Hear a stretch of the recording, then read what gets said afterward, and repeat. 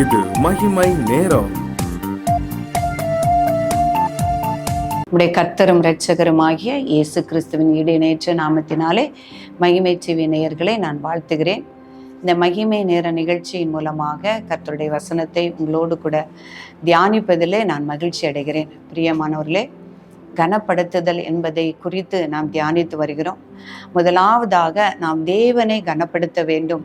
எப்படி கனப்படுத்த வேண்டும் என்பதை குறித்து தியானித்தோம். இப்பொழுதும் உடைய பெரியோர்களை நாம் கனப்படுத்த வேண்டும் என்று வேதத்திலே சொல்லப்பட்டிருக்கிறது. யாத்ராகமம் 20ஆம் அதிகாரம் 12ஆம் வசனம், உன் தேவனாகிய கர்த்தர் உனக்கு கொடுக்கிற தேசத்திலே உன் நாட்கள் நீடித்திருப்பதற்கு உன் தகப்பனையும் தாயையும் கனம் பண்ணுவாயாக. பிரியமானவர்களே, நீ வாழ்ந்திருக்கிற தேசத்தில் உன் நாட்கள், உன்னுடைய ஆயுசு நாட்கள் நீடித்திருப்பதற்கு உன் தகப்பனையும் உன் தாயையும் கனம் பண்ணுவாயாக என்று எழுதியிருக்கிறது. அப்போது நம்முடைய தகப்பனுக்கும் தாய்க்கும் நம்ம என்ன செய்யணும்னா கீழ்ப்படியணும். நிறைய வசனங்கள் நம்முடைய பெற்றோரை கனம் பண்ணணும், பெற்றோருக்கு கீழ்ப்படியணும், தகப்பனுடைய போதகத்தை செவி கொடுக்கணும் என்று நாம் வேதத்திலே பார்க்க முடிகிறது. நீதிமொழிகள் 6ஆம் அதிகாரம் 20ஆம் வசனம், என் மகனே, உன் தகப்பன் கற்பனையை காத்துக்கொள், உன் தாயின் போதகத்தை தள்ளாதே.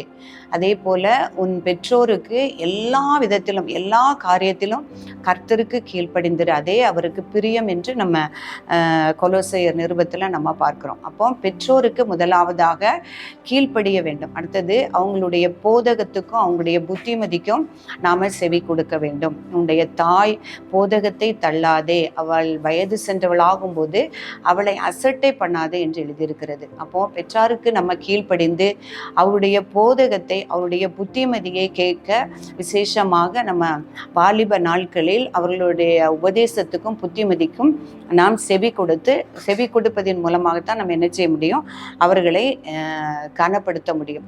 அடுத்து அவர்களை பராமரிக்க வேண்டும், அவர்களுக்கு உதவி செய்ய வேண்டும். நான் என் பெற்றோரை கனப்படுத்துகிறேன் என்று சொல்லி அவர்களை நாம் ஒதுக்கி விடும் பொழுது அது கர்த்தருக்கு ஏற்ற அல்லது பிரியமான காரியமாக இருக்காது. ஆண்டவரிடத்துல கேட்கிறாங்க, இயேசு கிறிஸ்து வாழ்ந்த நாட்களில் பரிசேயர்கள் சொல்றாங்க, உன்னுடைய தகப்பனையும் தாயும் கனம் பண்ணுவாயாக என்று எழுதியிருக்கிறது. ஆனா உலக பிரகாரமான போதனைகளை நீங்க ஏற்றுக்கொண்டு உலக பிரகாரமான போதனைகளை கடைபிடிச்சு குர்பான் என்கிற ஒரு காணிக்கையை நீங்க உங்க தகப்பனுக்கு கொடுத்து இனி எந்த உதவியை நீங்க அவங்களுக்கு செய்ய வேண்டாம் என்று நீங்க விடுகிறது தப்பு அப்படிங்கிற மாதிரி ஆண்டவர் சொல்லுகிறாரு. எதையும் நீங்க அவங்களுக்கு கொடுத்து ஒதுக்காதபடிக்கு அவங்களை நீங்க பராமரிக்கணும் அப்படின்ட்டு ஆண்டவர் சொல்லுகிறார். அப்போ பெற்றோருக்கு அவருடைய வார்த்தைகளுக்கு நம்ம செவி கொடுக்கணும், கீழ்ப்படியணும். அதுதான் கர்த்தருக்கு பிரியமான காரியமா இருக்கிறது. நீதிமொழிகளில் சொல்லியிருக்கிறார், அதுதான் உனக்கு உன்னுடைய சிரசுக்கு அலங்காரமும் உன்னுடைய கழுத்துக்கு சரப்பணியுமா இருக்கிறது. அதே போல ஞானமுள்ள மகன் தன் தகப்பனுடைய போதகத்தை கேட்குறான். அப்போ தகப்பனுடைய போதகத்துக்கு நாம் செவி கொடுக்கும் பொழுது அதுதான் ஞானம் உள்ளது என்று பரியாசக்காரனோ கடிந்து கொள்ளுதலுக்கு செவி கொடான் என்று எழுதியிருக்கிறது. அப்போ வேதத்தில் உள்ள வார்த்தைகளை நாம் பார்க்கும் பொழுது தன்னுடைய பெற்றோர் அவங்க படித்தவங்களா இருந்தாலும் அல்லது அறிவில்லாதவங்களா இருக்கலாம் அல்லது நம்மை விட திறன் குறைந்தவர்களா இருக்கலாம், அவர்களுடைய போதகத்துக்கு நான் செவி கொடுக்க வேண்டும் தான் வேதத்துல சொல்லப்பட்டிருக்கு. இதில் அநேக பரிசுத்தவான்களை அல்லது தன்னுடைய பெற்றோர்களை அல்லது தாயை தன்னுடைய தகப்பனை கனம் பண்ணின பரிசுத்தவான்களை நம்ம வேதத்திலிருந்து பார்க்க முடியும். இப்போ யோசேப்பை குறித்து பார்க்கும் பொழுது அவன் தன் சகோதரர்கள் எல்லாராலும் நிராகரிக்கப்பட்டு துன்பப்படுத்தப்பட்டு அசட்டை பண்ணப்பட்டு அநேக துன்பங்களுக்கு ஆளாகி பிரதேசத்திற்கு எகிப்து தேசத்திற்கே அவன் அனுப்பப்பட்டான் என்று பார்க்கிறோம். ஆனாலும் அவன் தன்னுடைய சகோதரர் தன்னை தேடி வரும் பொழுது அவன் என்ன செய்கிறான், அவர்களை நிந்திக்காமல் அல்லது அவர்களை பழி வாங்காமல் என்ன செய்கிறான், அவங்களை எல்லாரையும் பராமரித்ததை நான் பார்க்கிறோம். தன்னுடைய தகப்பன் உயிரோடு இருக்கிறார் என்று கேட்டு அவன் மிகவும் சந்தோஷப்பட்டு தகப்பனையும் தன்னுடைய வயதான காலத்தில் அழைத்து கொண்டு வந்து அவன் பராமரித்ததை பார்க்கிறோம்.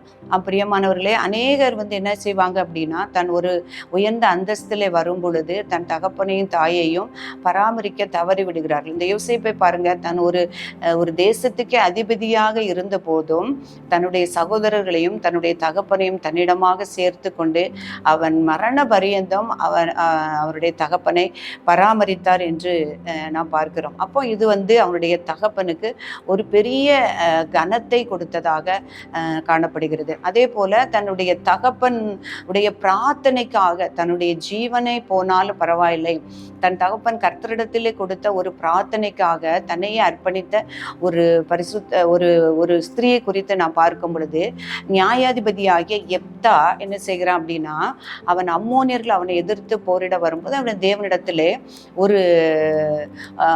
ஒரு உடன்படிக்கை செய்கிறான், அல்லது ஒரு பொருத்தனையே செய்கிறான். எப்படின்னா, இந்த அம்மோனியர்களை நீர் எனக்கு ஒப்பு கொடுத்தீரானால் நான் அந்த போரில் வெற்றி பெற்றுட்டு வரும் பொழுது யார் எனக்கு எதிராக வர்றாங்களோ அவங்கள நான் உமக்கு பலியாக தருகிறேன் அப்படின்னு சொல்றாரு.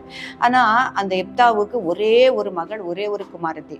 அதுல எழுதப்பட்டிருக்க, வேற அவரை தவிர அவனுக்கு வேறே குமாரரோ குமாரத்திகளோ இல்லை. ஆனாலும் அவள் ஒரு கன்னி பெண்ணாக இருக்கிறாள். அப்போ இவன் போரில் வெற்றி பெற்றுட்டு வரும் பொழுது அவனுக்கு எதிராக அவள் மகள் வருகிறதை காணும் பொழுது மிகவும் துக்கப்பட்டு அவன் அழுகிறான். ஆனால் அந்த பெண் என்ன சொல்லுகிறாள் அப்படின்னா, நீங்க தேவனிடத்துல நீங்க பிரார்த்தனை சொல்லி உங்க வாயினால ஒரு அறிக்கை நீங்க செஞ்சிட்டீங்க, அதையே நீங்க நிறைவேற்றுங்க அப்படின்னு சொல்லி ஒப்பு கொடுக்கிறத நான் பார்க்கிறோம். பிரியமானவர்களே, நாம் இன்றைக்கு நம்ம பார்க்கும் பொழுது நம்முடைய தகப்பன்மார் நமக்கு ஒரு போதகத்தையோ அல்லது ஒரு அறிவுரையோ சொல்லும் பொழுது, நீ நல்ல வேதத்தை வாசி அல்லது ஒரு ஊழியக்காரனாகவோ அல்லது போதகனாகவோ அவங்களை அறிவுரை சொல்லும் போது நம்ம என்ன சொல்றோம், அதை ஏற்றுக்கொள்ள கொஞ்சம் தயங்குகிறோம். நீங்க கர்த்தரிடத்துல பொருத்தனை செய்தீங்க, அதை எப்படி என்னால நிறைவேற்ற முடியும்? அப்போ இந்த எப்தாவினுடைய மகள் பாருங்க, தன்னுடைய தகப்பன் தேவனிடத்துல ஒரு பொருத்தனையை செய்துட்டாரு. அது நம்முடைய ஜீவன் ஆனாலும் நம்ம அதை கொடுக்கணும், கொடுத்து அந்த போதனையை அந்த பொருத்தனையை தன் தகப்பன் நிறைவேற்றும்படி செய்ய வேண்டும் என்று அவள் ஒப்பு கொடுத்ததை நம்ம பார்க்கிறோம். அதே போல பாருங்க, ஒரு ரூத்து தன்னுடைய மாமியா இருந்தாலும் என்ன செய்கிறா, கடைசி வர அந்த வேதத்துல அந்த பகுதியை வாசிக்கும் பொழுது அவளுடைய நகோமி அந்த தேசத்தை விட்டு இஸ்ரவேல் தேசத்துக்கு வரும் பொழுது அவளுடனே கூட வருகிறாள். நீ எங்கே போனாலும் நான் உம்மோடு கூட வருவேன், உன் தேசம்தான் என்னுடைய தேசம், உன் ஜனம் என்னுடைய ஜனம், உன்னுடைய தேவன் என்னுடைய தேவன், நீர் மரண பரியந்தம் நான் உன் கூட இருப்பேன், நீர் எங்கே மறிக்கிறீரோ அங்கே நானும் மறிப்பேன், எங்கே அடக்கம் பண்ணுகிறோளோ அங்கே நானும் அடக்கம் பண்ணப்படுவேன், மரணம் மட்டும்தான் நம்மையும் உண்மையும் பிரிக்க முடியும் என்று அவ்வளவு ஒரு பற்றுதலாக அந்த விதவை தாயையும் கைவிடாதபடி அவளோடு கூட அவளை பராமரித்து அந்த காலத்திலும் இருந்ததை கனப்படுத்தினதை நான் பார்க்க முடியும். அந்த மருமகளின் நிமித்தம், அந்த ரூத்தி நிமித்தம் அந்த நகோமி ஒரு கனத்தை பெற்றாள் அந்த தேசத்திலே. தான் கசப்பு என்று எண்ணப்பட்ட பொழுதும் அந்த மருமகளின் நிமித்தம் ஒரு கனத்தை பெற்றாள் என்று பார்க்கிறோம். அதே போல பெற்றோர்களையும் நாம் என்ன செய்யணும், பெரியோர்களையும் நாம் கனப்படுத்த பழகிக்கொள்ள வேண்டும். அதுதான் கர்த்தருக்கு பிரியமான காரியமா இருக்கிறது. உன் தேசத்திலே உன் வாழ்நாள் நீடித்திருப்பதற்கு உன் தகப்பனையும் தாயையும் கனம் பண்ணு என்று எழுதியிருக்கிறபடி நாம் அவர்களுக்கு கீழ்ப்படிந்து அவர்களை கனப்படுத்த முடியும், அவர்களுக்கு செவி கொடுத்து அவர்களை கனப்படுத்த முடியும், அவர்களை பராமரித்து ஏற்ற முறையிலே அவர்களை பராமரிப்பதன் மூலமா நாங்கள் அவர்களை கனப்படுத்த முடியும். ஜெபிப்போம். மகிமை நிறைந்த எங்கள் அன்புள்ள ஆண்டவரே, உம்மை துதிக்கிறோம் அப்பா. தர்மையான நேரத்திற்காக தேவரீர் உமக்கு நன்றி செலுத்துகிறோம் சுவாமி. உடைய வார்த்தைகளை தியானிக்கும்படியான கிருபையை தேவரீர் எங்களுக்கு தந்தீரப்பா.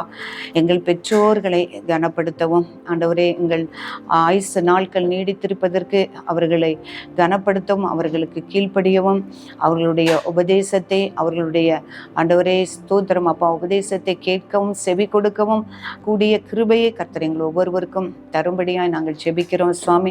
எங்கள் வயதான பெரியோர்களையும் பெற்றோர்களையும் ஆண்டவரை நாங்கள் பராமரிக்கவும், ஆண்டவரை அவர்களுக்கு உதவி செய்யவும் ஏற்ற ஆண்டவரை ஸ்தோத்திரம் அப்பா ஆவியையும் அப்பா எங்கள் ஒவ்வொருவருக்கும் நீர் தரும்படியாய் ஜெபிக்கிறேன். அதன் மூலம் ஆண்டவரை உம்மையும் உம்முடைய நாமத்தை மகிமைப்படுத்தவும், எங்கள் பெற்றோரை கனப்படுத்தவும் கர்த்தர் கிருபை செய்யும்படியாய் ஜெபிக்கிறேன் சுவாமி. எங்களை தாழ்த்துகிறோம். இந்த வார்த்தைகளை உம்முடைய கரத்தில் ஒப்பு கொடுக்கிறேன். இயேசுவின் நாமத்தில் ஜெபிக்கிறேன் நல்ல பிதாவே, ஆமென்.